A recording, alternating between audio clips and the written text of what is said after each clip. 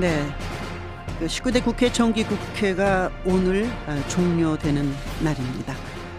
노동개혁 5법 이것을 통과시킬 것이냐 말 것이냐, 그중에 이것을 분리해서 통과시킬 것이냐 아니면 일괄로 할 것이냐 쟁점이 참 많습니다.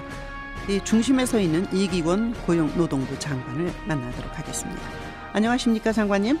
네, 안녕하십니까. 네. 우리 박찬수 앵커님, 그리고 경기방송 청취자 여러분 반갑습니다. 네, 아주 정중하게 인사를 해주셔서 감사합니다. 네, 요즘 좀 고맙습니다. 힘드시죠? 아무래도. 예, 우리 청년들 일자리 때문에 잠 못 이루는 청년들을 함께 고민하다 보면 네. 잠이 안 옵니다, 솔직히. 예. 그 정부 안에 있는 장관들 중에서 제일 잘하시는 장관으로 꼽히셨더라고요. 소통에 있어서 아주 잘하신다 그러는데, 근데 왜 노동계가 흔쾌하게 노동5법, 개혁5법에 동의하지 못하는 걸까, 이런 생각을 합니다. 만나기는 자주 만나시죠? 예, 자주 뵙고 있습니다. 네. 네, 굉장히 부지런하시고 소통을 잘하신다는 평은 있습니다. 자, 일단 노동개혁 5대 법안에 대해서 간단히 말씀해 주시고, 그 다음에 그 야당 쪽에서 문제 제기를 하건 파견근로법 그리고 기간제법은 따로 집중 질문 드리도록 하겠습니다. 그러겠습니다. 예. 우선 이제 우리 노사정이 왜 노동시장 구조개혁을 해야 되는지 출발점을 좀 짚고 가는 게 좋습니다. 네네. 우리나라의 그 노동시장 규율의 핵심은 임금이나 근로시간, 근로계약관계가 불확실해서 네. 기업들이 정규직으로 직접 채용을 해야 되는데 그러지 아니하고 비정규직을 쓰거나 특히 본인들의 기업들의 직접 노무관리 책임이 없는 용역이나 도급으로 주는 경향이 많습니다. 네네.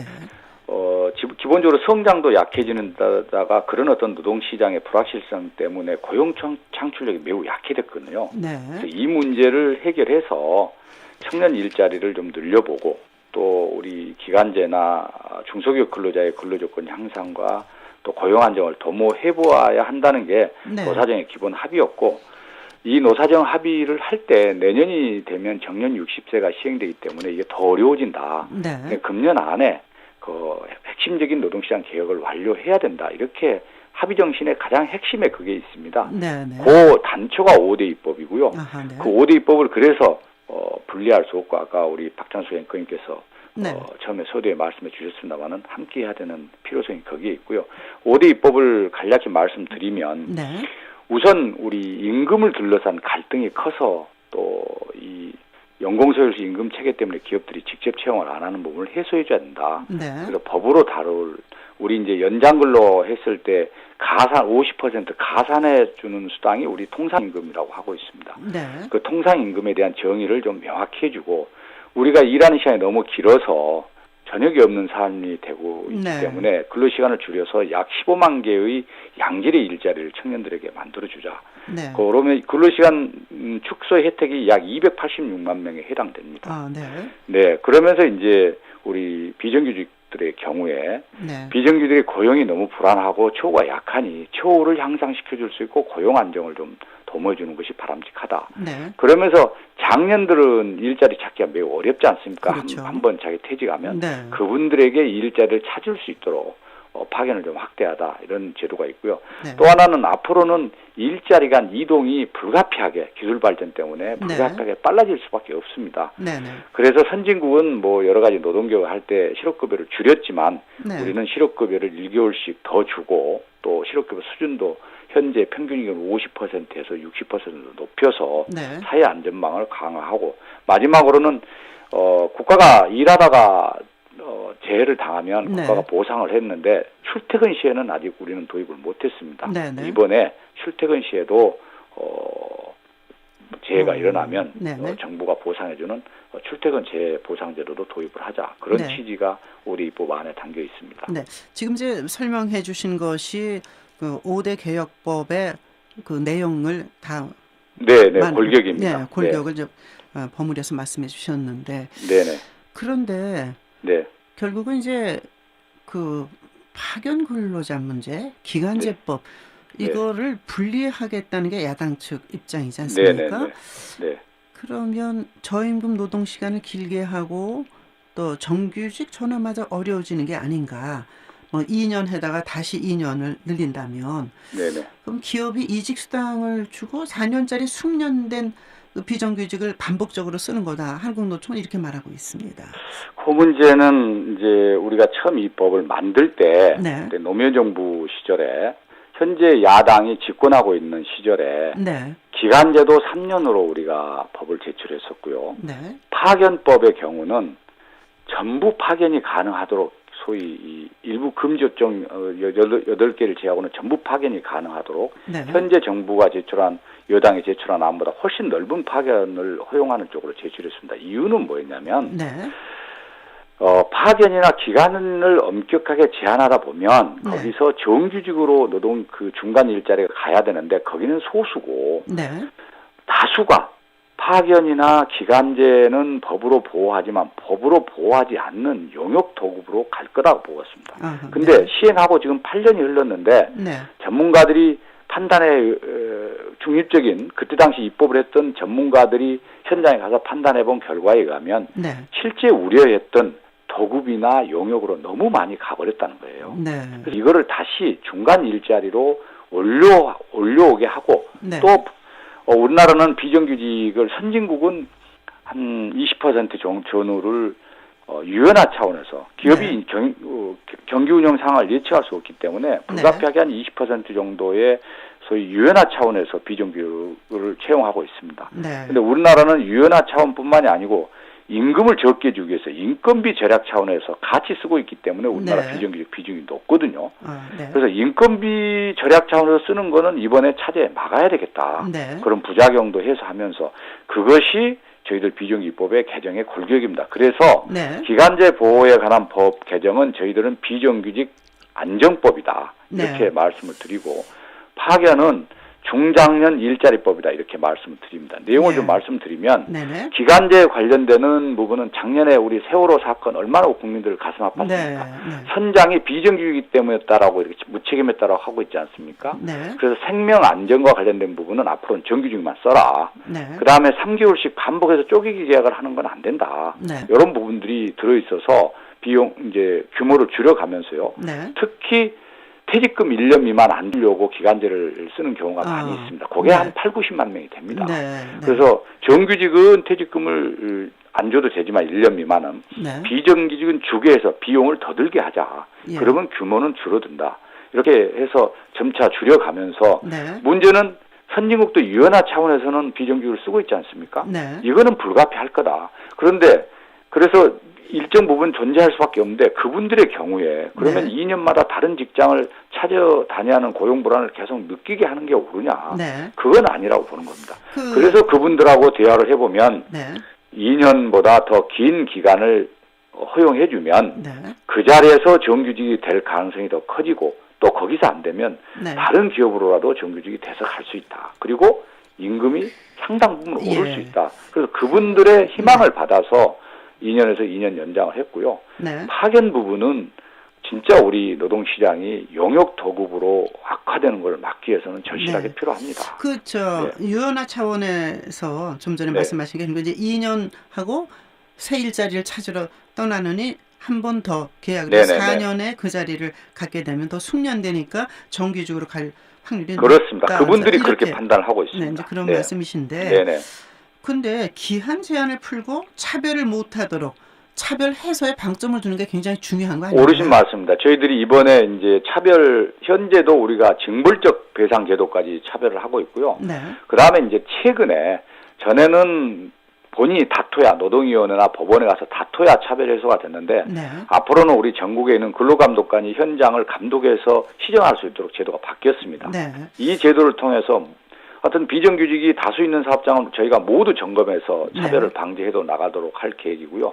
또 앞으로 제도가 보완된다면 지금 공익위원안들은 이 차별을 본인뿐만이 아니고 노동조합이 신청을 할 수 있도록 대리로 할 수 있도록 하자는 안들이 나와 있거든요. 네, 네. 이렇게 보완되면 앞으로 차별은 철저하게 저희들이 해소를 하면서 네. 기간은 당사자에게 맡기는 게 바람직하다 저희들이 그렇게 보고 있습니다. 지금 이제 공익 그 전문가의 그 의견 말씀하셨는데 그렇습니다. 네. 이 안이 굉장히 합리적이고 합당하다고 보시는 거죠. 네, 그렇습니다. 굉장히 의미 있게. 왜냐하면 그분들은 처음 이 입법을 만들었고 네. 그리고 8년의 시행 효과와 부작용을 다 현장에서 눈으로 1년 이상 확인을 해서 최종적으로 예. 결론을 낸 부분들입니다. 결국은 이제 거기에 불리한 그 지위라고 그럴까 위치에 있는 그 당사자들이 네, 스스로 뭐 노조가 있을 수도 있고 또 노조가 없을 수도 있지 않습니까? 네네. 뭐 근로자를 대표하는 사람들과의 어떤 서면으로 합의를 하는 거 네. 이런 것을 하도록 차별시정 뭐 신청 대리를 할까요? 이런 네네. 것도 인정해야 되는 거 아닌가요?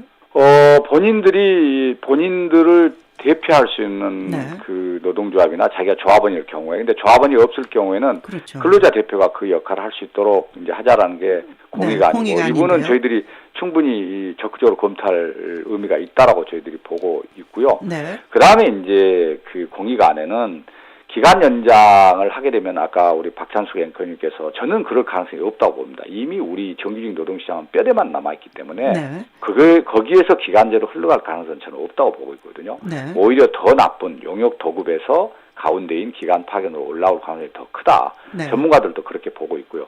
근데 만에 하나 네. 현재의 정규직 일자리가 기간제로 내려갈 가능성이 있을 수도 단 몇 명이라도 있을 수 있다. 네. 그거를 방지하기 위해서 2년에서 추가로 2년 연장을 할 때 네네. 그 기업에 그 제도가 그 기업에 도입될 때 네.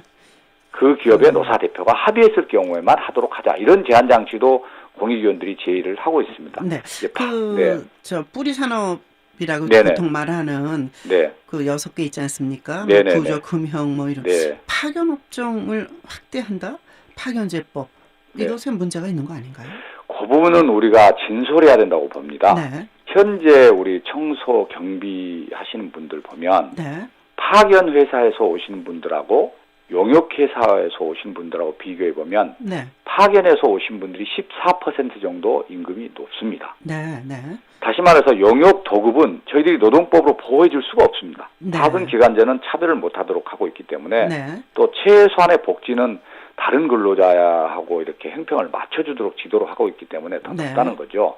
이런 부분을 감안해서 앞서 말씀드린 대로 노무현 정부 때 가장 나쁜 단계로 가지 않도록 하기 위해서 파견을 전면 확대하는 안을 저희 국회에 제출했던 것입니다. 네. 그래서 파견법 확대는 모든 국가가 제한한 나라가 없습니다. 제조업 파견 제한한 나라가 없습니다. 네. 저희가 제조업에 제한하고 6개월 임시 업무가 늘어났을 때만 하도록 하다 보니까 어떤 현상이 네. 일어나냐면 6개월만 쓰고 사람을 바꾸는. 그래서 그 근로자 입장에서는 6개월밖에 일할 수 없는 고용 불안정성이 더 커지고 네. 또 아까 말씀드린 대로 파견도 아닌 도급으로 네. 많이 100명 되는 회사에 30-40명을 또 하도급을 주는 현상이 있어서 네. 이 부분을 막는 게 옳다. 예. 그래서 우선 전체 허용하게 되면 혹시나 부작용이 있을 수 있기 때문에 네. 가장 인력난이 심한 뿌리 산업 쪽에 허용을 해서 네네. 거기 하도급이나 6개월마다 바뀌는 근로자들에게는 최소한 2년 이상의 안정된 일자리를 보장해주고 네. 그리고 기업에 있어서는 인력난을 해소해 주다 보면 네. 근로조건 향상과 일자리 증가가 동시에 도모될 수 있다. 네. 현장에 가서 특히 안산 경기도내 네네. 이제 그 안산 시흥 이쪽에 조그만 소규모 제조업체 많거든요. 네네. 여기 현장에 가서 들어보면 그분들 노사 모두가 네. 저희 정부가 낸 안에 대해서 찬성을 하고 있습니다. 뭐 주조나 금형 또 뭐 용조 표면 처리, 네네. 열처리 이런 것이 이제 사업 영위하는 아주 주된 업종인데 그렇습니다. 예. 이쪽에 계신 분들의 그 기술력을 가지고 정규직으로 되는 방안이 사실 가장 희망적인데 네. 지금 말씀하시는 건 그 자유롭게 파견할 수 있도록 그 업종을 하시겠다는 얘기인 거죠? 그 부분은 현재 그 기업들이 100인 미만 조그만 사업장들이다 보니까 네네. 정규직 채용을 늘 공고를 붙여놔도 네. 다 들어오질 못하고 있습니다. 그러니까 이제 일손 구하기 쉬운 용역회사에다 너가 이쪽에만큼 네. 맡아서 해주세요. 이렇게 하다 보니까 근로조건이 더 나빠지고 있거든요. 네네. 그래서 정부가 고용 서비스를 통해서 가급적 정규직 일자리를 지속적으로 이렇게 채워주면서 네. 그러면도 부족한 부분에 용역으로 현재 대체고 있거나 네. 6개월 파견이 담당하고 있는 부분을 네. 안정된 2년 그러니까 현재 정규직 네네. 일자리를 파견으로 확대하는 의미가 전혀 아닙니다. 예. 현재 도급으로 가 있거나 6개월 반복에 쓰는 네네.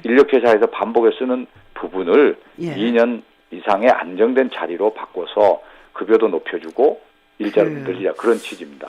뭐 그렇게 좋은 취지인데 네, 야당에서 이제 아주 강력히 반대하고 있고 네네, 오늘 정기국회가 끝나지 않습니까? 네네네. 앞으로 처리 전망을 어떻게 보십니까? 여러 저는- 분을 만나고 다니시기 네네, 때문에. 저는 그 정치권이 네. 국민과의 약속을 지키는 게 옳다 이렇게 보고 있습니다. 노사정 대타협이 내년 정년 60세 되기 전에 네. 5대 입법이 이루어져야 된다는 합의하에 대타협을 했기 때문에 네. 이런 노사정 대타협은 국민의 경제 주체의 대타협 때문에 정치권이 실현될 수 있도록 해줘야 되고요. 네. 더더구나 12월 2일 여야 대표 간에 임시국회에서 합의 처리한다라고 국민들한테 말씀드렸지 않습니까? 네. 네. 선거 일정으로 보면 이번 임시국회가 네, 끝나면 내년은 못합니다. 네. 이번 임시국회 처리를 해줘야 되고 분리해서 처리하게 되면 네. 정규직의 근로조건 향상에는 도움이 되나 네. 가장 어려운 우리 비정규직은 방치한 결과가 됩니다. 예. 그렇기 때문에 소위 자동차가 네 바퀴가 같이 돌아야 운행이 되듯이 네. 5대 입법이 돼서 정규직 노동시장의 규율을 명확히 해서 정규직 채용을 네. 늘리면서 또 비정규직의 처우를 개선하고 고용 안정하는 네. 제도들이 같이 작동되게 해주는 게 옳다 저는 그렇게 네. 봅니다. 5대 노동법은 함께 일괄 그렇습니다. 처리돼야 된다. 네네. 야당 쪽 의원들도 많이 만나셨지 않습니까? 네, 지금 네. 계속 뵈면서 왜냐하면 이 법안이 처음에 이제 일부 노동계가 네. 다르게 소위 네. 자기 내부 선전용으로 했던 부분들이 자꾸 그런 부분들의 네. 쪽으로 이해를 하고 계셔서 이 법안의 취지를 정확히 설명을 드리는 게 네. 바람직하다고 봐서 지금 약속을 해서 다 찾아다니면서 설명을 드리고 네. 있습니다. 임시국회 소집에서 처리하기로 했다고 그러지만 야당에서 임시국회 소집에 동의할 수 없다 이런 입장을 어제 공식적으로 밝힌 것 같습니다. 더 열심히 하셔야 네네. 될 저도 것 같습니다. 예. 정성을 다해서 설명도 드리고 반드시 네. 이번 임시국회 처리될 수 있도록 최선을 다하겠습니다. 네, 알겠습니다. 지금까지 말씀 잘 들었습니다. 네, 고맙습니다. 감사합니다. 네. 이기원 고용노동부 장관을 만나봤습니다. 문제는 일자리입니다. 먹고 살기가 힘든 세상 참으로 답답합니다. 세상을 연다 박찬숙입니다. 내일 7시 여러분 다시 초대합니다.